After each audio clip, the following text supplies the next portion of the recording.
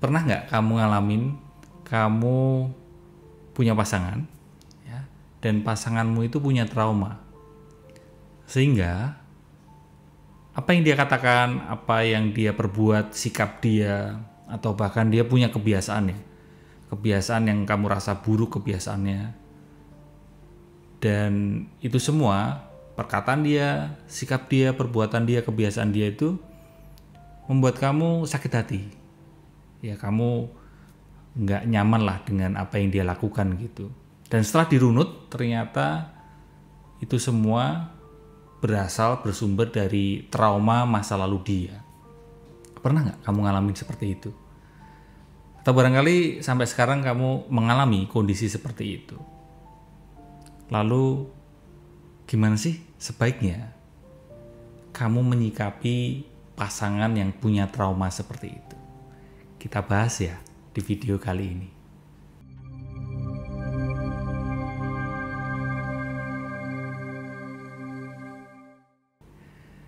Saya akan kasih contoh mungkin ya, beberapa cerita terkait pasangan yang punya trauma. Sudah cukup banyak yang kirim cerita ke saya karena beberapa waktu yang lalu memang saya bikin form, saya share di IG channel saya, broadcast channel IG broadcast, iya itulah ya, apapun itu istilahnya. Saya share di situ formnya dan contoh beberapa cerita ya dari teman-teman ya terkait pasangan yang punya trauma.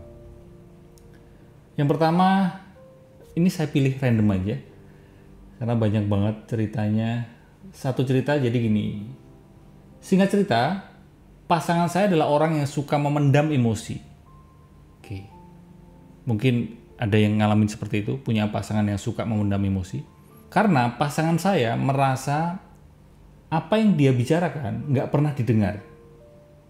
Oke, sebatas saya memahami apa cerita yang disampaikan ini teman-teman, barangkali pasangan dia itu dulunya mengalami pengalaman dia cerita dan nggak pernah didengar.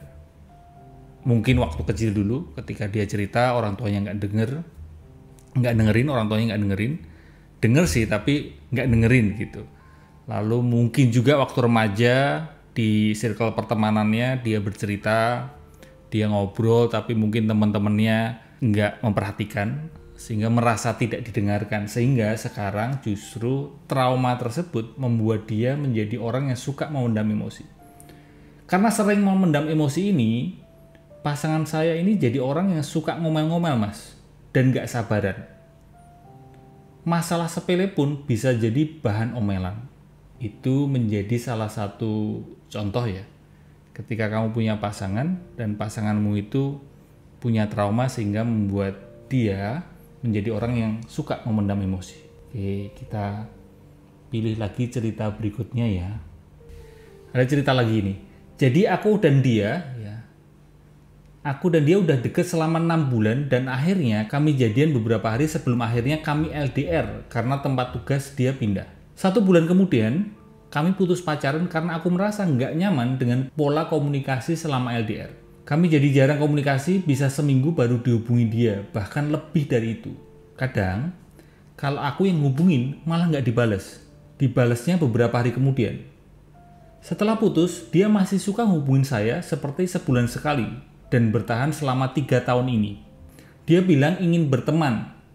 Kadang aku yang telepon atau chat dia. Tapi ya tetap aja lama sekali dibalasnya. Bisa sampai beberapa hari kemudian direspon dia.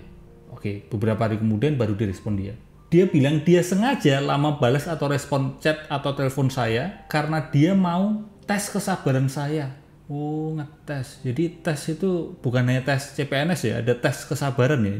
Jadi kalau dulu PDKT, dia suka tes kesabaran saya. Oh, waktu PDKT juga dia sudah suka ngetes kamu, tes kesabaran, dengan kalimat dia yang tidak pasti dan ragu-ragu.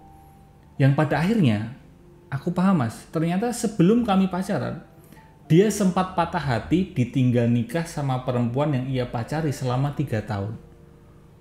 Oh, ini yang bikin batinnya dia terluka ya, atau bisa disebut dengan trauma. Dia sempat patah hati ditinggal nikah sama perempuan yang ia pacari selama 3 tahun, sehingga sekarang ini, maka dari itu, dia nggak mau lagi ditinggal seperti itu. Makanya dia suka ngetes gebetan-gebetan dia. Nah, ini satu cerita lagi teman-teman. Gimana kalau menurutmu? Mungkin bisa tulis di komen ya. Ini ada satu cerita pasangan dia itu suka ngetes. Baik waktu PDKT, waktu menjalin hubungan, maupun setelah putus pacaran ini pun masih suka ngetes. Dia ngetes kesabaran itu bersumber dari trauma dia di masa lalu. Trauma dia adalah dia sempat patah hati ditinggal nikah sama perempuan yang ia pacari selama 3 tahun. Ini satu lagi ya, cerita ketiga ya. Sebelum nanti saya akan bahas, saya akan bedah gimana sebaiknya kita menyikapi pasangan yang punya trauma. Kita mesti gimana gitu menyikapi pasangan yang punya trauma. Dan karena dia punya trauma, sehingga apa yang dia lakukan itu kan merupakan trauma respons dia gitu. Oke, ini ya cerita terakhir ya. Hai Mas Haji, Mas, aku mau cerita tentang pasangan aku dulu. Oke, pasanganku dulu, berarti sekarang sudah berpisah ya, sudah tidak menjalin hubungan lagi. Aku udah kenal dia selama 6 tahun. Selama 6 tahun, dia orangnya kind, friendly, loyal, dan bekerja keras. One day after he proposed to me, dia berubah 180 derajat, beda banget.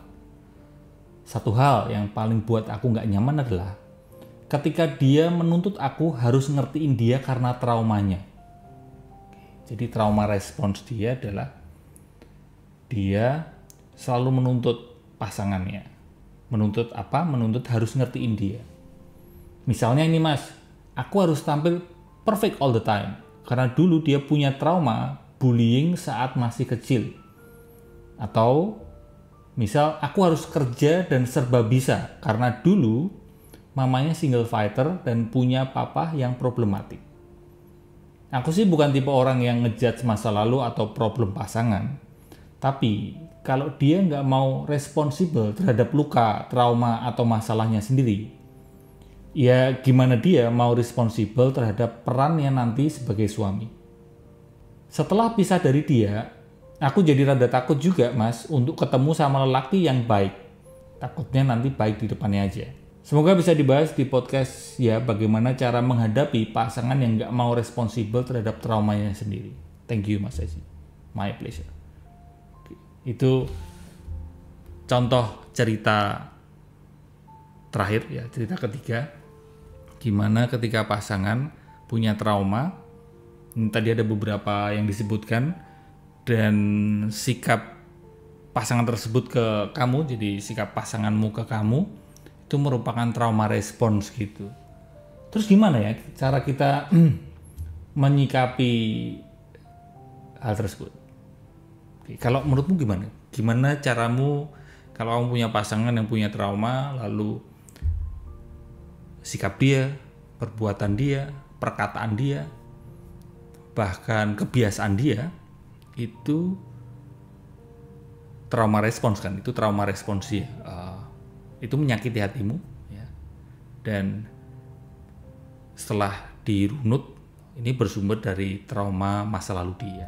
Sebelum saya bahas gimana menyikapi pasangan yang punya trauma, itu kita letakin dulu ya di sini gitu. Kita bahas yang di sini dulu. Setiap kita, antara ya saya, kamu, atau mungkin kamu dengan pasanganmu, setiap orang memang cenderung punya luka batin, punya masa lalu yang setidaknya masa lalu yang nggak nyaman. Sehingga sebelum kita bahas di sisi ini tadi ya, saya ingin memberi saran di sisi ini dulu, yaitu gini. Kalau kamu punya pasangan sekarang ini, entah kamu pacaran, entah kamu menikah, ketika sekarang ini kondisinya baru baik-baik saja, baru sama-sama tenangnya, baru sama-sama woles-nya, baru sama-sama mungkin di kondisi yang hore, di kondisi yang cair gitu. Saran saya, kalau saya boleh saran ya, ajak ngobrol. Ngobrolin tentang apa? Ngobrolin tentang politik. Enggak.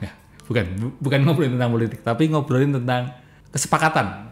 Kamu sama dia bikin kesepakatan. Kesepakatannya adalah gini.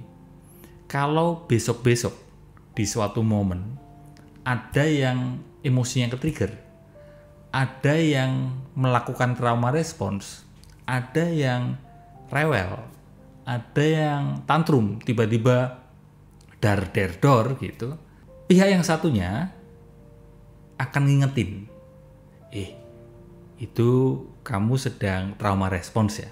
Dan pihak yang diingetin dihimbau ya, disarankan untuk ya terus lerem, terus menengok ke dalam dirinya, terus menjangkarkan diri di present moment, terus menengok ke dalam diri. Oh iya ya, ternyata ini tadi yang aku katakan, ini tadi yang aku lakukan, kebiasaanku ini ternyata bersumber dari trauma masa lalu. Nah, kamu sepakat dulu itu. Jadi kamu obrolin mumpung kondisinya sekarang ini baru baik-baik saja. Karena kan yang namanya hubungan ya, mungkin sekarang kondisinya adem-adem aja gitu. Tapi yang namanya hubungan, entah itu pacaran atau pernikahan, tentu akan ada momen-momen yang nggak nyaman, momen-momen yang sulit gitu. Iya toh, nggak bisa mulus terus, nggak bisa terus baik terus gitu. Maka mumpung sekarang ini baru baik, ajak ngobrol, bikin kesepakatan. Ya. Ketika ada yang seperti itu, maka pihak yang satu perlu ngingetin. Dan yang diingetin, ya jangan terus langsung nyerang yang ngingetin gitu. Jangan terus agresif ke yang ngingetin. Itu dulu pertama ya. Jadi mungkin pembahasan poin pertama adalah itu. Saat relasi baik-baik saja, bikin kesepakatan. Ya, ini sekarang saya akan ambil yang di sini tadi ya. Saya ambil, sekarang kita bahas. Nah, ketika di momen pasanganmu itu melakukan trauma response atau ke-trigger emosinya gara-gara trauma masa lalu, ada dua kondisi yang bisa terjadi. Kondisi pertama adalah dia hanya dikuasai trauma itu sebagian. Di momen itu ada sebagian dari dirinya yang masih sadar. Ada sebagian dari dirinya yang ini hanya istilah ya. Sebagian dari dirinya yang kesurupan trauma, ya, kerasukan trauma, sehingga dia nggak sadar. Tapi masih ada setidaknya sedikit bagian dari dirinya yang masih sadar.